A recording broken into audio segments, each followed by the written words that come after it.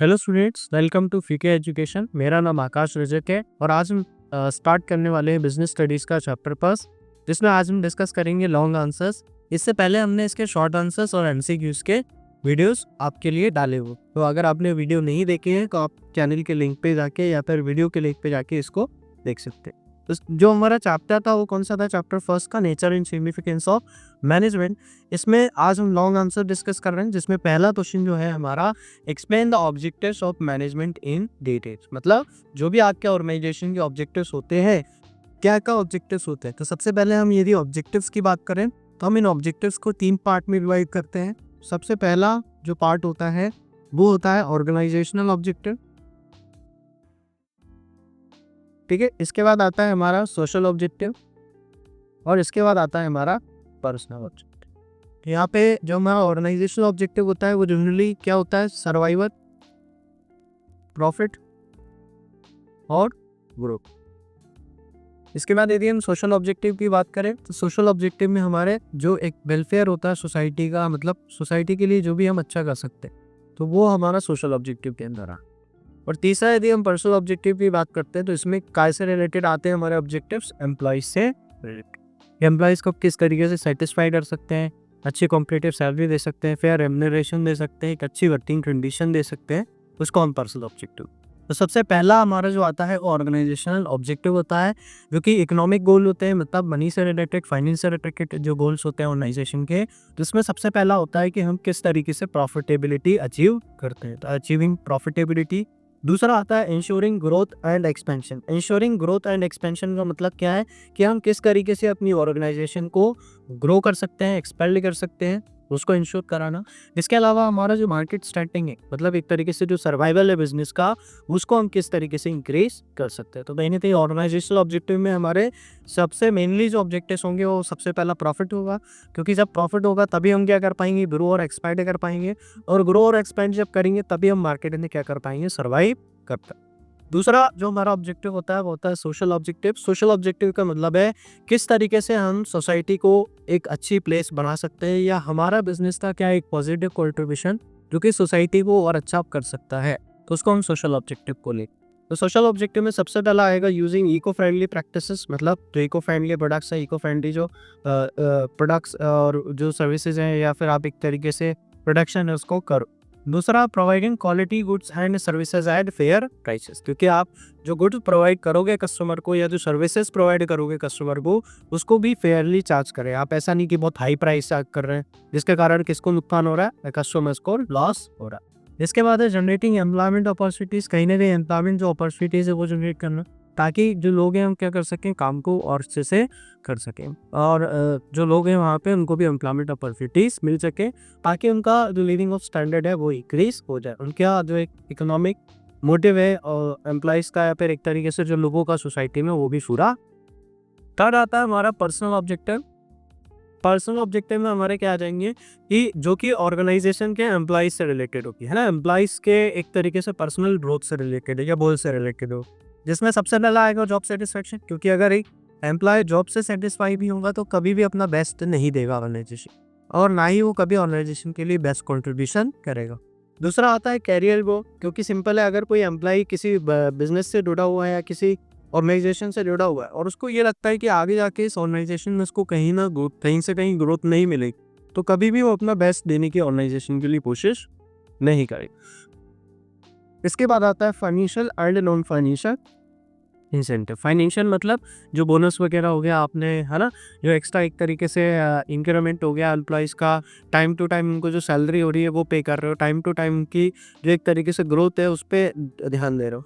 और non financial incentives का मतलब क्या हो जाएगा कि जैसे को हाउस फैसिलिटी दे दी, मेडिकल फैसिलिटी दे दी, रिटायरमेंट के बेनिफिट देनी है उसको। तो कहीं ना कहीं जो फाइनेंस मनी से रिलेटेड नहीं है, वो बेनिफिट्स जो ऑर्गेनाइजेशन और किसको देगी? अपने एम्प्लॉइज़ को देगी, उसको हम नॉन फाइनेंशियल इंसेंटिव है। तो कहीं ना कहीं 3 ऑब्जेक्टिव हमारे, पहला है ऑर्गेनाइजेशनल ऑब्जेक्टिव, सोशल ऑब्जेक्टिव और पर्सनल। ऑर्गेनाइजेशनल मतलब सर्वाइवल, प्रॉफिट और ग्रो, सोशल मतलब सोसाइटी का वेलफेयर, और पर्सनल मतलब एम्प्लॉइज के डेवलपमेंट के लिए जो हम काम कर रहे हैं, एम्प्लॉइज की ग्रोथ के लिए जो हम काम कर रहे हैं। नेक्स्ट हमारा क्वेश्चन है, discuss the importance of management in a organisation, मतलब why management is important in a organisation. सबसे पहला क्यों ज़रूरी है? क्योंकि कहीं न कहीं जो हमारे ग्रुप गोल्स होते हैं, उसको अचीव करने में मदद करता है। तो यदि मैनेजमेंट नहीं होगा, यदि मैनेजर नहीं होगा, यदि हम क्या होगा मैनेजमेंट को फॉलो नहीं करेंगे, तो जो भी एम्प्लॉइज़ हैं, जो भी ऑर्गेनाइज़ेशन में वर्कर्स हैं, वो कहीं न कहीं क्या करेंगे, वो कहीं न कहीं उनके जो एफर्ट्स हैं, वो टुवर्ड्स वन डायरेक्शन नहीं, तो कहीं न कहीं combines individual efforts to achieve organisational objective. Second जो है इंक्रीजेस एफिशिएंसी। एफिशिएंसी क्यों? क्योंकि जब कोई आपको एक तरीके से बताने वाला होगा या आपको काम करने वाला होगा या फिर एक आपको डायरेक्शन देने वाला होगा, सुपरवाइज करने वाला होगा, तो जो रिसोर्सेज भी होंगे उस रिसोर्सेज का क्या होगा, ऑप्टिमम यूटिलाइजेशन होगा, मतलब उसका वेस्टेज नहीं होगा। तीसरा क्रिएट्स डायनेमिक ऑर्गेनाइजेशन। डायनेमिक का मतलब होता है जब कोई मैनेजर होता है, मैनेजमेंट होता है, तो they can easily adopt what the changing environment is adopting, मतलब कि जो भी बाहर चीज़ों में चेंजेस आ रहे हैं उनको ईजिली वो क्या कर लेगा, अडॉप्ट कर लेगा और ईजिली उसको ऑर्गेनाइजेशन में क्या कर देगा, अप्लाई कर दे। इसके बाद कहीं ना कहीं फोर्थ जो है हमारा एंश्योर्स ऑर्डर्स एंड डिसिप्लिन, मतलब कहीं ना कहीं जो रूल है, प्रोसीजर्स हैं, अकाउंटेबिलिटी है, उसको फिक्स करता है, उसको इंश्योर करता है ऑर्गेनाइजेशन।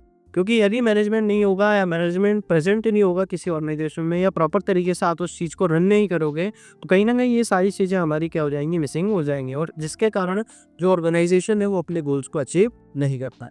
नेक्स्ट है रिड्यूस कॉस्ट। रिड्यूसेस कॉस्ट क्यों? क्योंकि जब वेस्टेज ऑफ रिसोर्सेज नहीं होगा, प्रॉपर सारी चीज़ें प्लानिंग और कंट्रोलिंग से चलेंगी, तो जो हमारे रिसोर्सेज हैं वो रिसोर्सेज का भी क्या होगा, ऑप्टिमम यूटिलाइजेशन होगा, तो हमारी जो कॉस्ट होगी वो भी क्या हो जाएगी, कम हो जाए। और लास्ट है हमारा मोटिवेट्स एम्प्लॉइज। एम्प्लॉइज को मोटिवेट करता है। कैसे एम्प्लॉइज को मोटिवेट करता है? क्योंकि जब एम्प्लॉय को कोई एनकरेज करने वाला होगा, कोई सुपरवाइज करने वाला होगा, कोई गाइड करने वाला होगा, कोई काम बताने वाला होगा, तो उससे क्या होगा, एम्प्लॉइज अपने एफर्ट्स को और पॉजिटिवली क्या करेंगे, ऑर्गेनाइजेशन के लिए कंट्रीब्यूट करेंगे। तो ये हमारे इंपॉर्टेंस थे काय के मैनेजमेंट।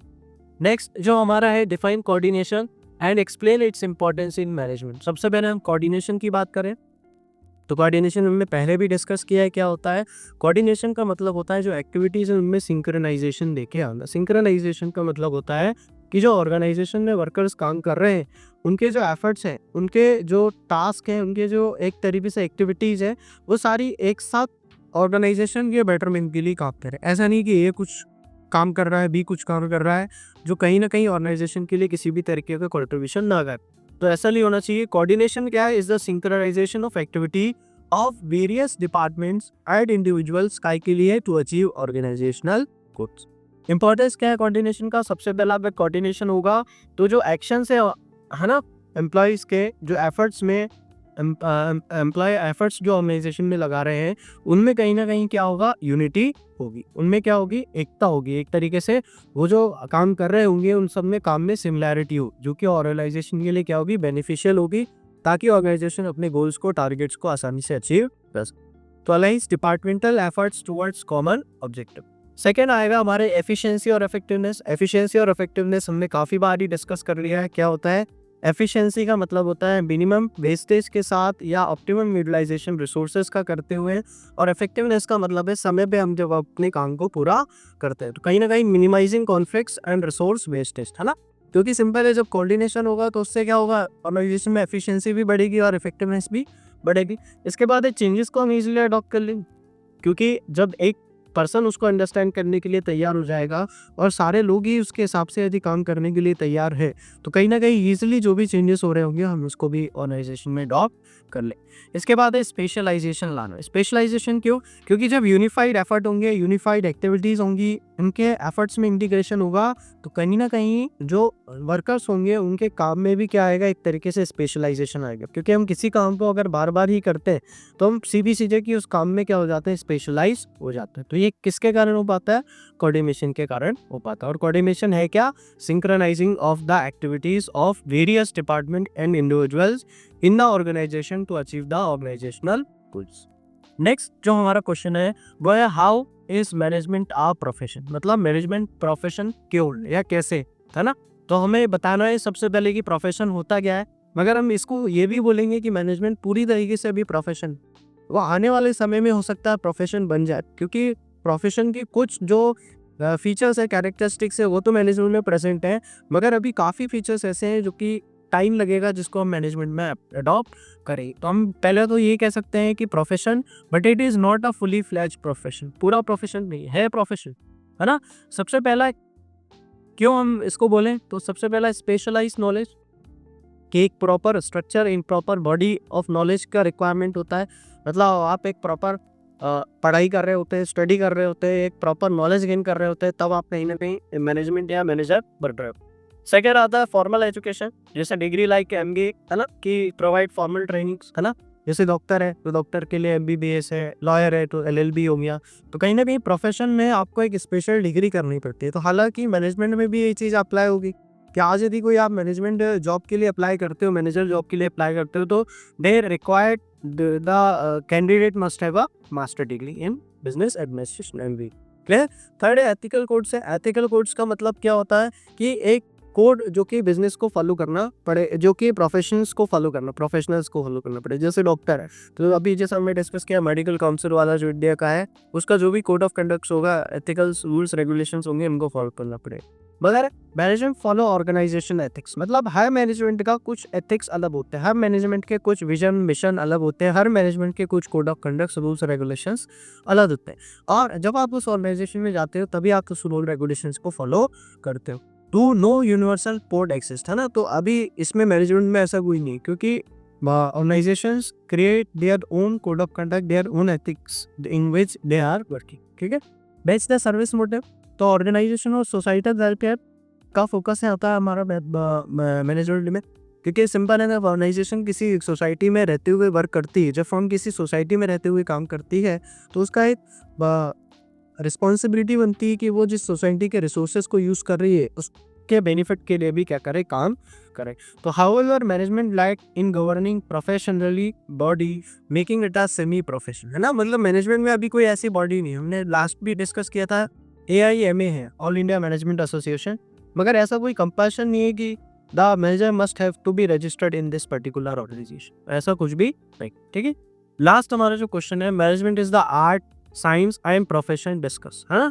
तेरी आप आर्ट की बात करो तो आर्ट होते नहीं, कहा क्या होता है आर्ट में, उतना क्रिएटिविटी होती है, स्किल होती है, या एक तरीके से पर्सनल जजमेंट, जो कि एम्प्लॉइज को क्या करता है, एक तरीके से मोटिवेट भी कर सकता है एम्प्लॉइज को। और आर्ट के तौर पे हम मैनेजमेंट को क्यों देखते हैं, क्योंकि कहीं ना कहीं हर जो मैनेजर होता है उसका जो एक काम करने का तरीका होता है, उसका जो एक ऑर्गेनाइजेशन में कॉन्ट्रीब्यूशन का तरीका होता है, वो डिफरेंट होता है। वो ऑर्गेनाइजेशन में जिस तरीके से वर्क कर रहा होता है, जिस तरीके से काम कर रहा होता है, हर मैनेजर का एक पर्सनल उसमें क्या होता है, एक तरीके से जजमेंट आप कह सकते हो, ये पर्सनल जो स्किल्स है, क्रिएटिविटी, उस बेसिस पे हम उसको अप्लाई करते हैं।